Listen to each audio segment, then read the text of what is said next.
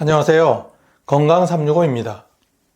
미역은 바다에서 자라는 채소라고 불릴 정도로 칼로리가 낮고 식이섬유, 요오드, 칼슘, 미네랄이 풍부해서 혈압 조절, 장 건강, 갑상선 기능 개선에 많은 도움을 줍니다.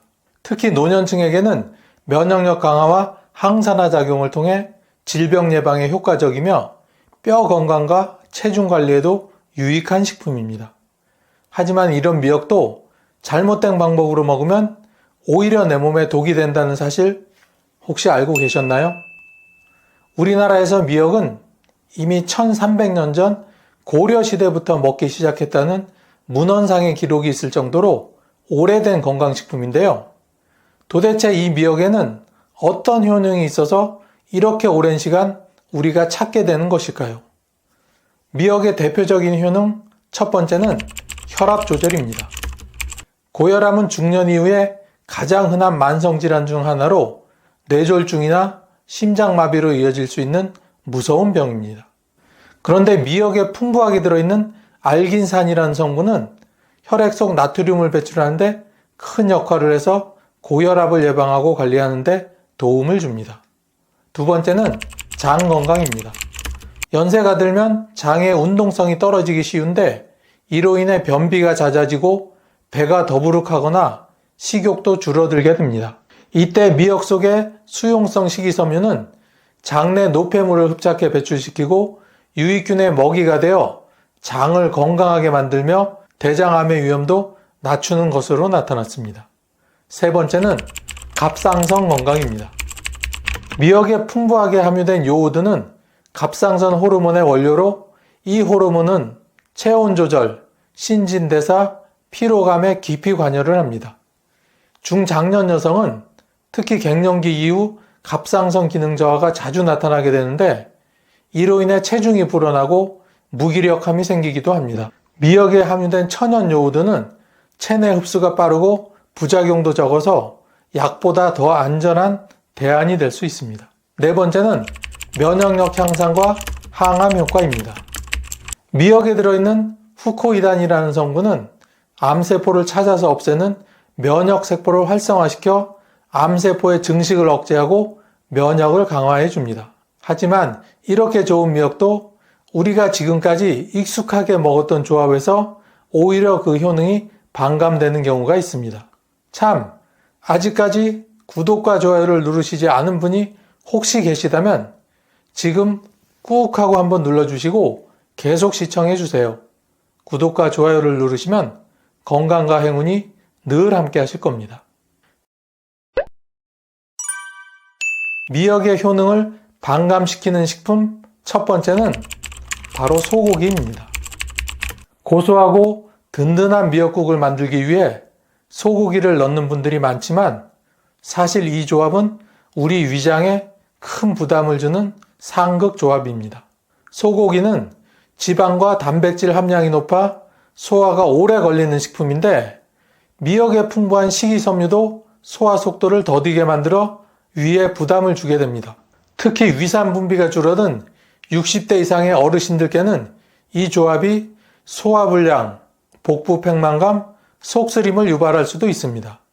연세대 의과대학 연구에서도 소화 기능이 저하된 노인층이 고지방 육류와 해조류를 함께 섭취했을 때 소화 시간이 평균 30% 이상 느려졌다는 결과가 발표된 바가 있습니다.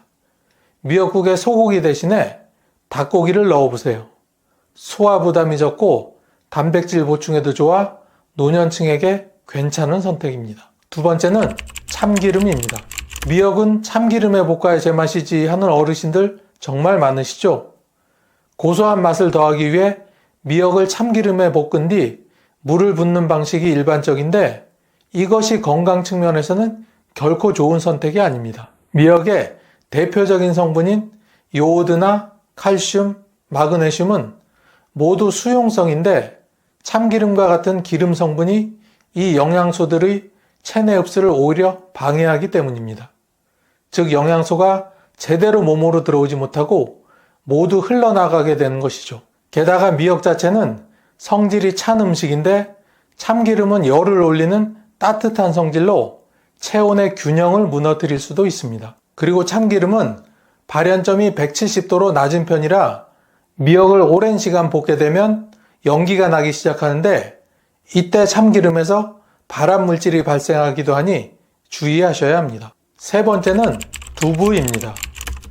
두부와 미역을 함께 넣어 국을 끓이면 부드럽고 고소한 맛이 나서 좋아하시는 분들이 많은데요.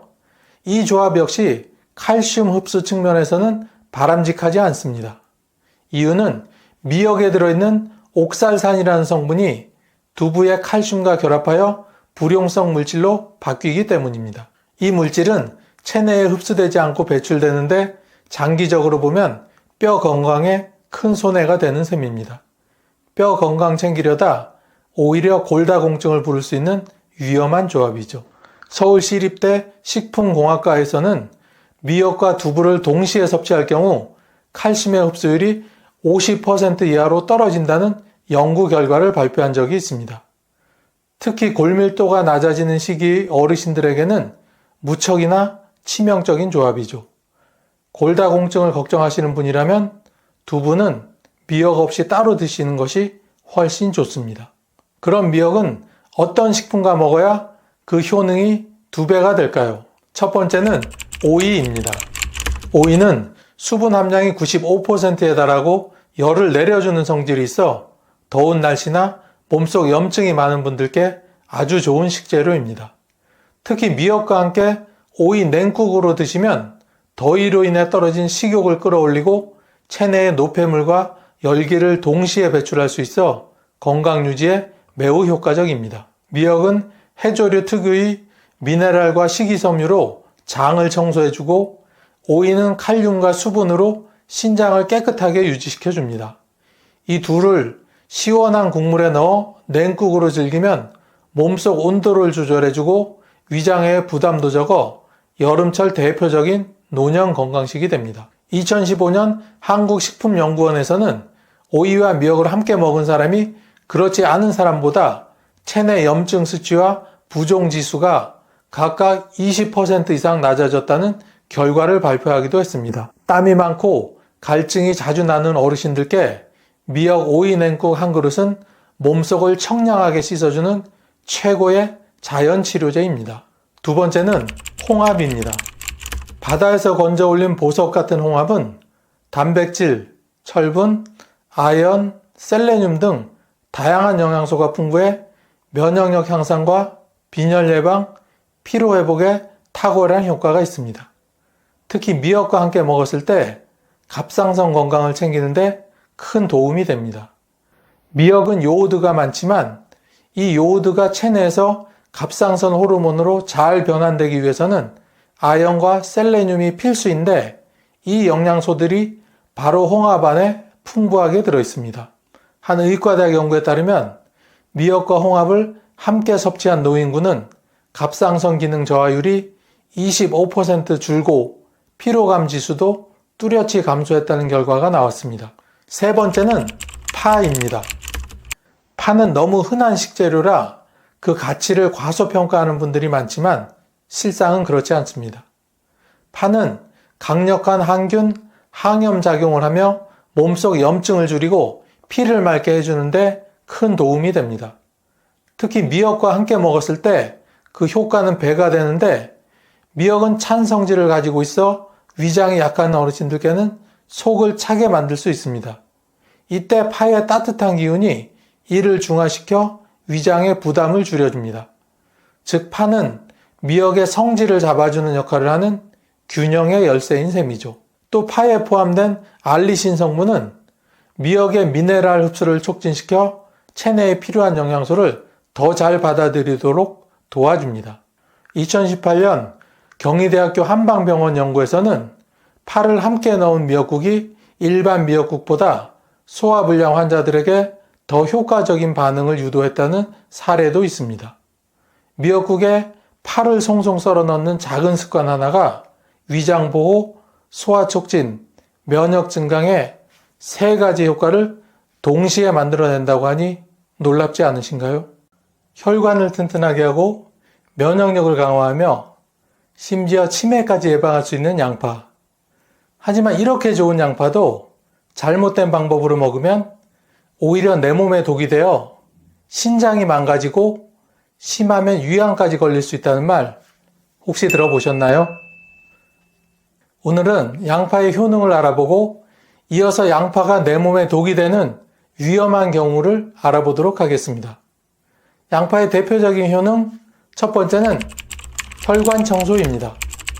어르신들 중에 혈압약 드시는 분들 정말 많으시죠? 최근 우리나라는 60대 이상 성인의 48%가 고혈압을 앓고 있을 정도로 발병률이 점차 높아지고 있다고 합니다. 사실 고혈압이 무서운 이유는 혈관이 점점 딱딱해지고 좁아져서 심장병, 뇌졸중 같은 무서운 병을 부를 수 있기 때문입니다. 그런데 양파를 먹으면 이걸 해결하는 데 도움이 됩니다. 양파는 강력한 항산화 작용을 하는데요.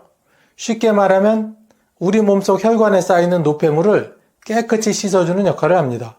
실제로 미국 임상영양학회에서 발표된 연구에 따르면 양파를 꾸준히 섭취한 사람들은 혈압이 유의미하게 낮아졌다는 결과가 나왔습니다. 특히 수축기 혈압을 낮추는데 많은 도움이 됩니다. 게다가 양파 속 알리신 성분도 혈관을 확장시켜서 피가 더 원활하게 흐를 수 있도록 돕습니다. 그러니까 양파 하나만 꾸준히 챙겨 드셔도 혈압 조절, 심혈관 질환 예방, 동맥경화 예방까지 세 가지를 한꺼번에 다 잡을 수 있는 거죠. 두 번째는 혈당 조절입니다. 어르신들 혹시 밥만 먹으면 졸리고 저녁엔 손발이 저리시진 않나요? 이런 증상이 바로 당뇨 초기 증상입니다. 당뇨는 한 번 걸리면 평생 관리해야 하는 무서운 질병이지만 미리 조절하면 충분히 예방할 수 있습니다. 양파는 인슐린 분비를 촉진하고 혈당을 안정적으로 유지하는 데 도움이 됩니다. 한국영양학회지에 발표된 연구에 따르면 양파를 꾸준히 섭취한 당뇨 환자들의 식후 혈당이 평균 15% 이상 감소했다고 합니다. 특히 생양파를 먹으면 효과가 더욱 좋은데요. 물론 너무 맵고 자극적이면 속이 불편할 수도 있으니까 샐러드에 곁들이거나 살짝 익혀서 드시는 것이 좋은 방법입니다. 세 번째는 뼈 건강입니다. 언젠가 앞집 어르신을 만났는데 그분께서 예전엔 넘어져도 툭툭 털고 일어났는데 요즘은 한 번 넘어지면 뼈가 부러질까봐 겁이 난다라고 말씀을 하시더군요. 어르신들도 이런 고민 공감하시죠? 연세가 들수록 골밀도가 낮아져서 뼈가 약해지는 골다공증이 생기는데 문제는 한 번 골다공증이 생긴 후에는 회복이 어렵다는 겁니다. 그래서 미리미리 예방하는 것이 무엇보다 중요합니다. 그런데 여기서 양파가 놀라운 역할을 합니다. 스위스 한 대학교의 연구에 따르면 양파 속 퀘르세틴 성분이 뼈를 약하게 만드는 세포를 억제하는 효과가 있다는 사실을 밝혀낸 적이 있습니다. 또 양파를 꾸준히 섭취한 여성들은 그렇지 않은 분들에 비해 골밀도가 5% 이상 증가했다는 연구 결과도 있습니다. 결국 양파를 매일 꾸준히 먹으면 뼈를 튼튼하게 하고 골다공증을 예방하는 데 도움이 될 수 있다는 거죠. 무릎이 아파 고생하시는 분들, 골다공증이 걱정되시는 분들, 지금부터라도 양파를 꼭 챙겨 드세요. 네 번째는 면역력 강화입니다. 우리 어르신들 날씨가 쌀쌀해지거나 환절기가 되면 감기 자주 걸리시죠? 그런데 예전엔 감기 한 번 걸려도 금방 나았는데 요즘은 한 번 걸리면 한 달은 예사로 가고 간혹 폐렴으로 이어지기도 합니다. 그 이유는 연세가 들면서 면역력이 떨어지기 때문입니다. 이럴 때는 양파를 한번 드셔보세요. 양파는 천연 항생제 역할을 하는 식품입니다. 비타민C와 항산화 성분이 풍부해서 바이러스와 싸우는 힘을 길러주게 되죠. 양파 속 항산화 성분이 면역세포를 활성화시키는 효과가 있어 감기 예방에도 도움이 됩니다. 특히 양파 껍질을 우려낸 차를 마시면 면역력을 높이는데 효과적입니다. 껍질에는 폴리페놀 성분이 많아서 염증을 억제하고 체내 독소를 배출하는 효과가 있습니다. 그러니 양파는 알맹이뿐만 아니라 껍질까지 버리지 말고 꼭 활용해 보세요. 어르신들 이제 양파가 어디에 좋은지는 다들 아셨죠? 그럼 지금부터는 양파가 오히려 내 몸에 독이 되는 경우를 알아보도록 하겠습니다. 참 아직까지 구독과 좋아요를 누르시지 않은 분이 계시다면 꾹 하고 한번 누르고 계속 시청해 주세요.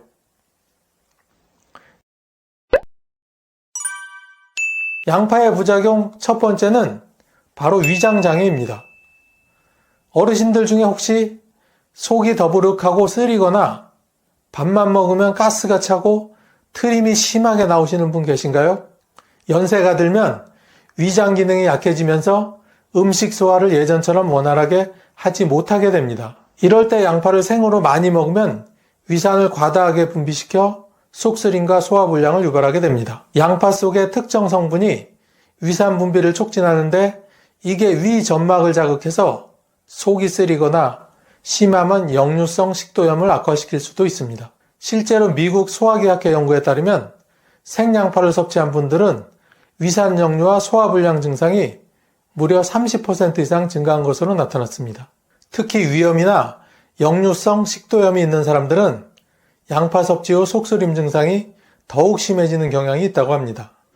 양파를 드실 때 생으로 먹는 대신에 볶거나 쪄서 드시고 양파 한 개를 4등분 하시어 하나씩 드시면 소화가 훨씬 편해지실 겁니다. 두 번째는 저혈압입니다. 어르신들 중에 고혈압이 아니라 오히려 저혈압으로 걱정하시는 분들도 꽤 있으실 겁니다. 혈압이 낮아지면 어지럽고 머리가 띵 할 때가 많습니다. 이럴 때 양파를 드시면 오히려 위험할 수 있습니다. 양파는 혈관 건강에 좋지만 혈압을 낮추는 효과가 강하기 때문입니다.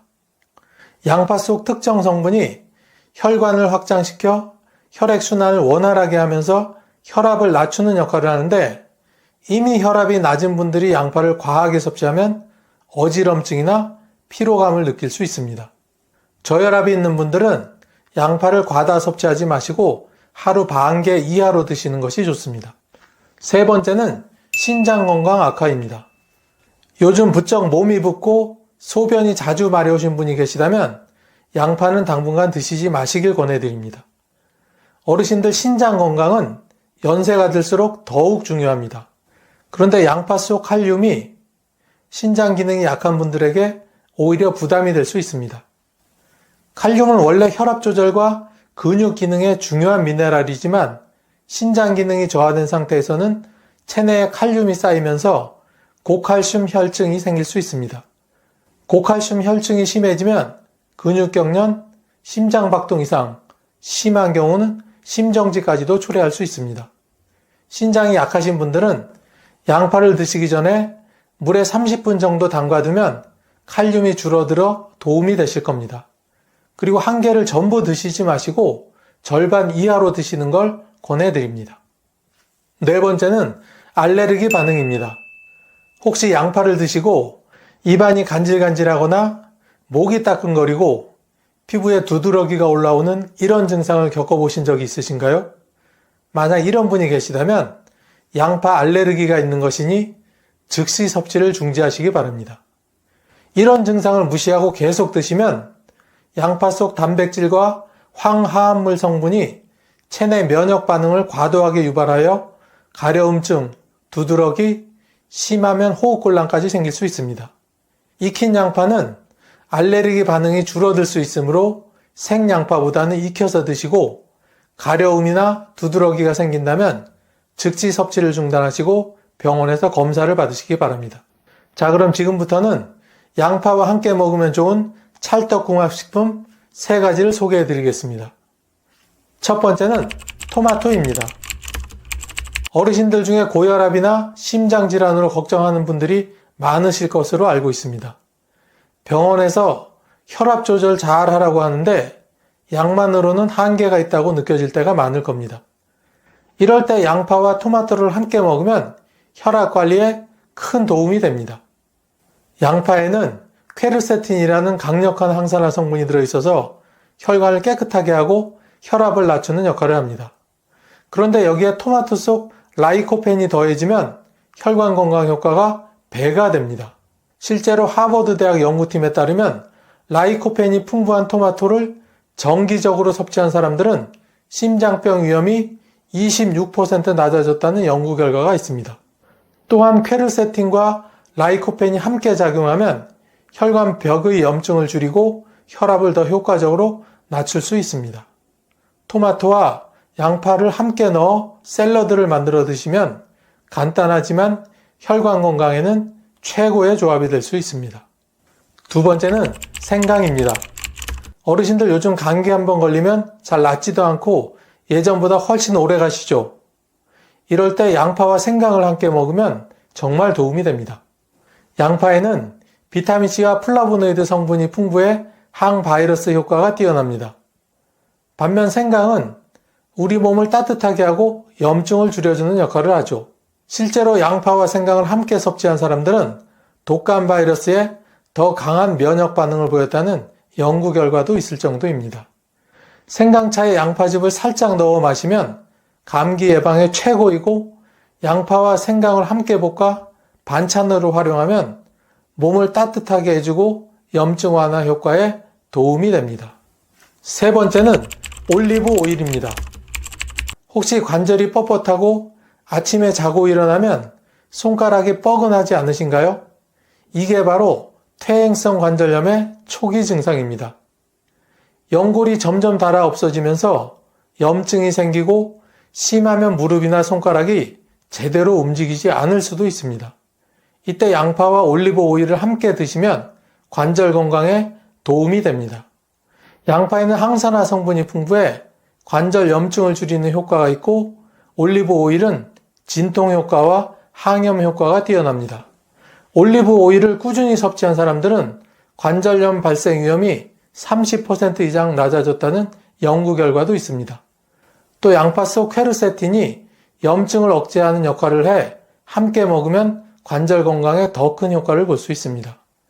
양파를 올리브 오일에 살짝 볶아 드시면 소화도 잘 되고 관절 건강에도 최고입니다.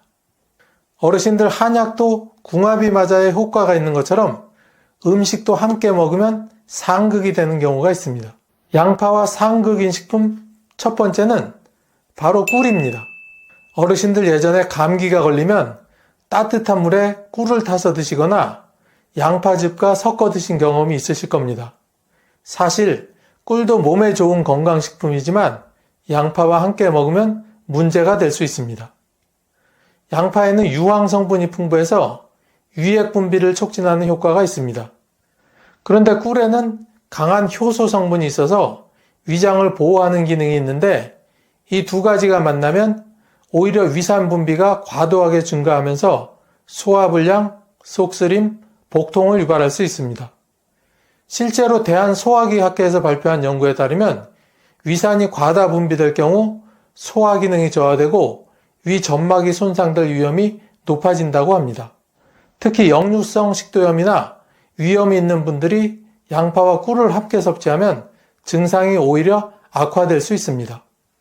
두 번째는 우리가 흔히 먹는 생선입니다. 어르신들 생선 좋아하시죠? 고등어나 삼치, 꽁치 같은 등푸른 생선은 오메가3가 풍부해서 혈관 건강에 좋은 식품으로 널리 알려져 있어 많이들 드시고 계십니다. 그런데 이 생선을 양파와 함께 먹으면 오히려 내 몸에 독이 될 수 있습니다. 양파에는 강한 황화합물 성분이 있는데 생선 속 단백질과 결합하면 체내에서 독소를 생성하게 됩니다. 특히 신장이 약한 분들은 이 조합을 피하시는 것이 좋습니다. 왜냐하면 이 독소가 체내에서 제대로 배출되지 못하면 신장 기능을 악화시킬 수 있기 때문입니다. 실제로 미국 신장학회 연구에서도 황화합물이 신장 기능이 저하된 사람들에게 부담을 줄 수 있다는 연구 결과가 발표된 적이 있습니다. 고등어와 꽁치를 양파와 함께 조리하는 것은 피하시고, 양파를 넣은 생선구이도 신장 기능이 약하신 분들은 피하시는 것이 좋습니다. 마지막 세 번째는 우유입니다. 우리 어르신들 연세가 들수록 뼈 건강을 위해 칼슘이 풍부한 우유를 챙겨 드시는 분들 많으실 텐데요. 그런데 양파와 우유를 함께 먹으면 문제가 발생할 수 있습니다. 양파는 위액 분비를 촉진해서 소화를 돕는 역할을 합니다. 반면 우유는 위산을 중화하는 성질이 있어서 이 두 가지가 함께 만나면 소화 과정이 방해를 받게 됩니다. 특히 우유 속 칼슘과 양파 속 황화합물이 결합하면 칼슘 흡수를 방해할 수도 있습니다. 미국의 한 연구기관은 황 성분이 칼슘 흡수를 20% 이상 저해할 수 있다는 연구 결과를 발표한 적이 있습니다. 즉, 뼈 건강을 위해 드시는 우유의 효과가 오히려 반감될 수 있다는 뜻이죠.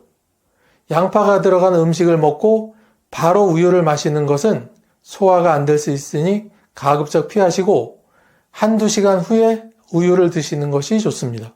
요즘처럼 날씨가 갑자기 싸늘해지면 따뜻한 꿀차 한 잔으로 몸의 기운도 돋우고 피로도 푸시는 분들이 많으실 텐데요. 잠자기 전 꿀차 한 잔은 어떤 보약보다 좋아서 잦은 감기와 폐렴을 예방하고 관절 통증까지 싹 날려준다는 사실 혹시 알고 계셨나요? 오늘은 진짜 꿀과 가짜 꿀의 구별법, 꿀이 우리 몸에 주는 다양한 효능, 꿀과 함께 섭취하면 좋은 음식과 피해야 할 음식의 조합까지 알아보겠습니다. 꿀은 꿀벌이 어떻게 꿀을 모으느냐에 따라 간단하게 두 종류로 나눠지는데요. 아카시아 꽃, 밤꽃, 기타 잡꽃에서 꿀을 얻는 천연꿀과 겨울철 벌에게 설탕이나 인공사료를 먹이로 주고 키워서 생산한 사양꿀로 나뉩니다. 천연꿀은 주성분인 포도당과 과당 외에도 비타민, 미네랄, 무기질, 아미노산 등의 영양소가 풍부하여 설탕이 주원료인 사양꿀에 비하여 영양학적으로 더 건강한 장점이 있습니다. 이런 차이로 인해 천연꿀은 일반적으로 더 높은 가치를 가지며 순수하고 다양한 맛과 영양분을 찾는 소비자들에게 더 선호됩니다. 그럼 천연꿀인지 사양꿀인지는 어떻게 구별할까요? 전문가들조차도 그 내용물만 가지고는 구별이 쉽지 않습니다. 색깔이나 맛이 비슷비슷하니 충분히 그럴만 하겠죠? 이럴 때는 제품 겉면에 표기된 탄소 동위원소 비율을 확인하면 비교적 쉽게 구분할 수 있습니다. 탄소 동위원소란 꿀을 태워 이산화탄소로 만들어 질량 분석기에 넣고 성분을 측정한 수치를 말하는데 일반적으로 마이너스 22.5%에서 마이너스 33% 미만이면 천연꿀로 판별을 합니다. 사양꿀의 경우에는 마이너스 13.5%에서 마이너스 20% 정도에 있으니 제품 구입 시 천천히 살펴보시고 구입하시는 게 좋겠습니다. 그리고 시청자 여러분이나 양봉업에 직접 종사하시는 분들 중 나름대로의 진짜 꿀 구별법이 있으시면 댓글로 공유하시어 모두에게 알려주시면 좋겠습니다. 그럼 이런 꿀은 도대체 어떤 효능이 있기에 그 먼 옛날부터 가까이 두고 약재로까지 사용한 것일까요?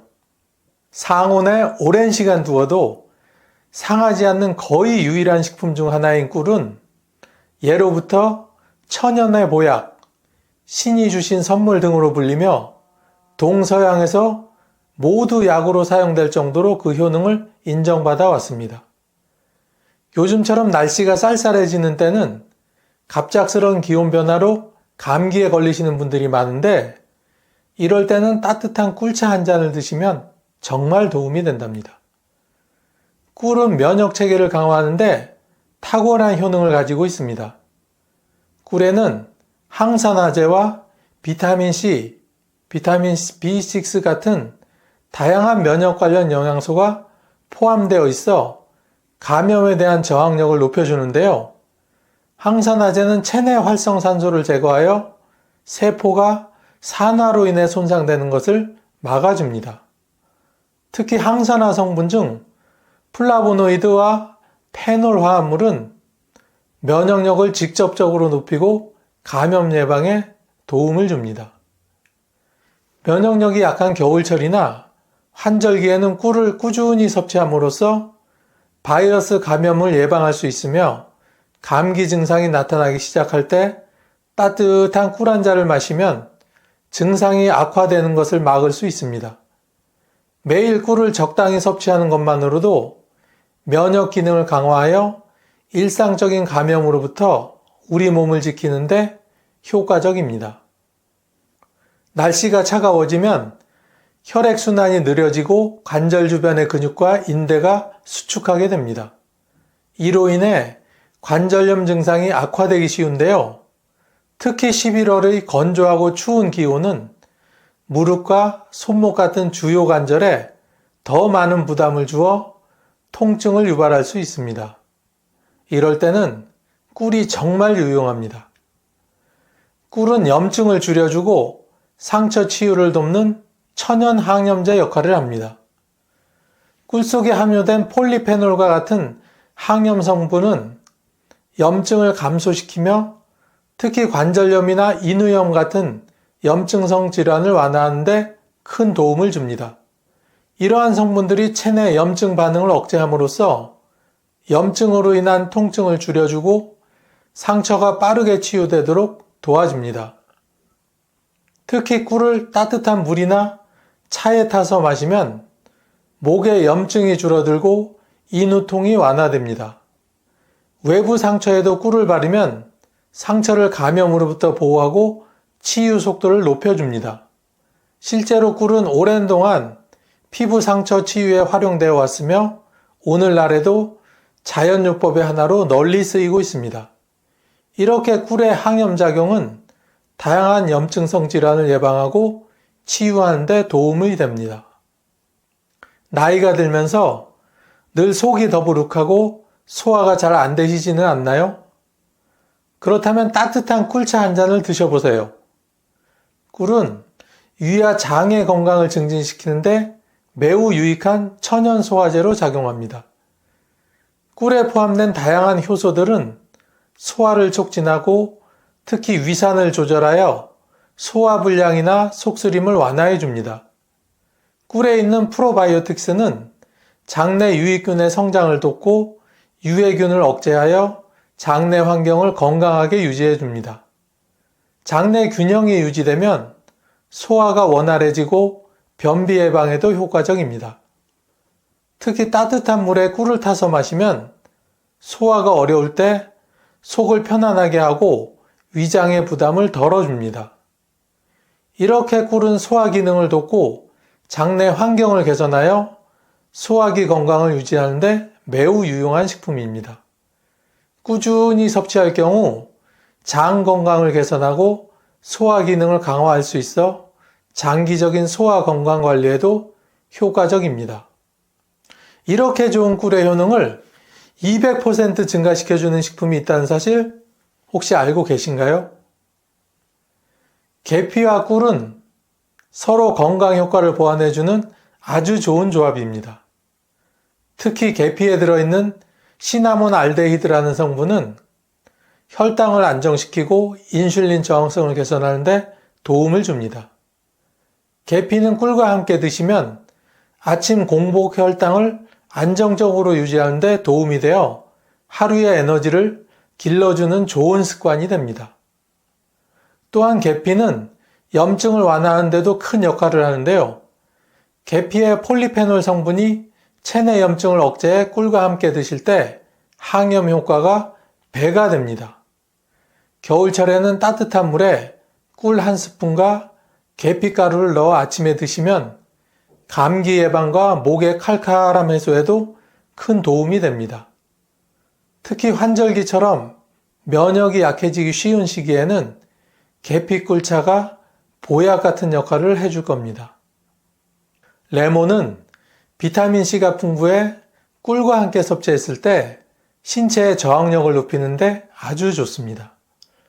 레몬에 함유된 비타민C는 강력한 항산화제로 체내 활성산소를 제거해 세포가 손상되지 않도록 돕고 꿀의 항산화 성분과 만나 면역력을 한층 더 끌어올립니다. 특히 겨울철 목이 칼칼하거나 건조할 때 따뜻한 레몬 꿀차를 한 잔 드시면 감기 예방은 물론 피로 회복에도 좋은 효과를 보실 수 있습니다. 또한 레몬은 소화 촉진에도 효과가 좋은데요. 레몬의 산 성분이 간 해독을 돕고 위액 분비를 촉진해 속을 편안하게 만들어줍니다. 아침 공복에 레몬 꿀차를 드시면 신진대사가 활발해지고 소화가 원활해져 장기적으로 체중 관리에도 도움이 됩니다. 레몬과 꿀은 소화와 면역에 더해 피부 건강까지 개선해지니 꾸준히 즐겨보세요. 생강은 감기나 독감 증상을 완화하는데 큰 도움을 주며 몸을 따뜻하게 해주는 식품입니다. 생강의 진저롤 성분은 강력한 항염과 항산화 효과를 지니고 있어 꿀과 함께 섭취했을 때 염증을 줄이고 면역력을 높여줍니다. 추운 겨울철 따뜻한 생강꿀차는 몸을 덮여주고 감기 예방에도 탁월한 효과가 있죠. 생강은 소화기관을 자극해 소화 효소 분비를 촉진하는 역할도 하기 때문에 소화가 잘 안 될 때 따뜻한 생강꿀차가 큰 도움을 줄 수 있습니다. 생강이 소화 운동을 돕고 꿀이 장내 유익균을 활성화해 장을 건강하게 유지해주니 소화 기능이 약하신 분들께는 더욱 좋은 조합입니다. 이렇게 내 몸에 보약 같은 꿀도 다음의 식품과 먹을 때는 오히려 독이 될 수 있습니다. 지금부터 하나씩 천천히 알아볼까요? 두부는 단백질과 식물성 지방이 풍부해서 건강에 좋은 식품이지만 꿀과는 상반된 성질을 가지고 있습니다. 두부는 몸을 시원하게 해주는 성질이 있어서 속이 차가운 분들이나 소화 기능이 약하신 분들께는 오히려 부담이 될 수 있죠. 예를 들어 따뜻한 차와 차가운 물을 동시에 마시면 속이 편치 않은 것처럼 두부와 꿀이 만나면 몸에 비슷한 부담을 줄 수 있습니다. 두부에는 단백질 분해를 억제하는 트립신 억제제라는 성분이 있어서 소화를 어렵게 만드는데요. 꿀 속의 당분과 두부의 단백질이 만나면 장 속에서 발효가 되어 복부 팽만갑이나 속이 더부룩해질 수 있습니다. 이것은 마치 소화가 덜 된 식품을 억지로 먹는 것과 같아서 위장이 약하신 할아버지 할머니들께서는 두부와 꿀을 절대 함께 드시지 않는 것이 좋습니다. 또한 두부는 가끔씩 식중독을 일으키기도 하는데 꿀과 함께 섭취하면 두부에 이런 특성이 더해져 위에 부담을 줄 수 있습니다. 그러니 건강하게 두부를 드시고 싶으시다면 꿀은 따로 섭취하셔서 소화를 잘 되게 하고 속이 편안하도록 하시는 게 좋겠습니다. 파와 꿀도 같이 먹지 않는 것이 좋은데요. 파에는 강력한 항균 성분인 알리신이 들어 있습니다. 이 성분은 파의 특유의 톡 쏘는 맛을 내고 세균을 억제해 몸에 좋은 영향을 미치는데 문제는 꿀에도 강력한 항균 성분이 있다는 것입니다.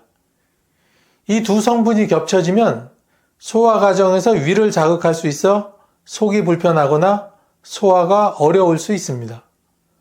또한 파는 따뜻한 성질을 가진 식품으로 몸의 대사를 활발하게 하지만 꿀과 만났을 때 위에서 알레르기 반응이나 복부 불편감을 일으킬 가능성이 높아집니다. 마치 너무 따뜻한 옷을 입고 뜨거운 음료를 마시면 몸이 갑자기 덥게 느껴지는 것처럼 두 항균 성분이 몸에 부담을 주기 때문입니다. 특히 위장에 예민하신 할아버지 할머니들은 파와 꿀을 함께 드시면 배탈이 나거나 소화가 잘 되지 않아 속이 답답할 수 있습니다. 예를 들어 파와 꿀을 같이 드시는 것은 매운 음식을 먹고 바로 단 것을 드시는 것과 같아서 소화기관에 무리가 갈 수 있습니다. 그러니 파와 꿀을 따로 드시는 것을 추천합니다. 특히 속이 자주 더부룩하거나 소화가 느리신 분들이라면 두 식품을 따로 섭취하는 것이 속 편하게 즐기실 수 있는 방법입니다.